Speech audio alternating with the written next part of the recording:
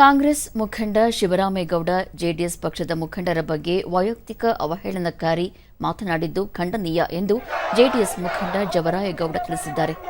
ಬೆಂಗಳೂರಿನ ಫ್ರೀಡಂ ಪಾರ್ಕ್ನಲ್ಲಿ ಜೆಡಿಎಸ್ ಮುಖಂಡರು, ಕಾರ್ಯಕರ್ತರು ಪ್ರತಿಭಟನೆ ನಡೆಸಿ ಕಾಂಗ್ರೆಸ್ ಪಕ್ಷದ ನಾಯಕರುಗಳಿಗೆ ಧಿಕ್ಕಾರ ಕೂಗಿದರು.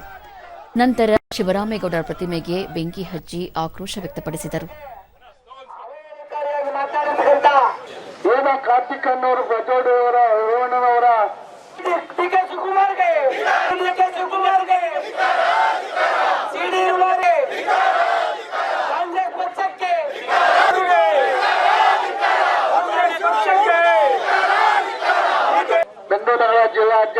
ಈ ಸಂದರ್ಭದಲ್ಲಿ ಜೆಡಿಎಸ್ ಮುಖಂಡ ಜವರಾಯಗೌಡ ಪ್ರಜ್ವಲ್ ಪ್ರಕರಣದಲ್ಲಿ ಕಾನೂನಾತ್ಮಕ ಕ್ರಮ ತೆಗೆದುಕೊಂಡಿದ್ದು ಪಕ್ಷವೂ ಅದಕ್ಕೆ ಸಹಕಾರ ನೀಡಿದೆ.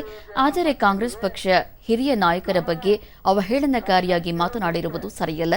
ಇದು ಜೆಡಿಎಸ್ ಕಾರ್ಯಕರ್ತರಿಗೆ ಬೇಸರ ತಂದಿದ್ದು ಆಕ್ರೋಶಕ್ಕೆ ಕಾರಣವಾಗಿದೆ ಎಂದರು.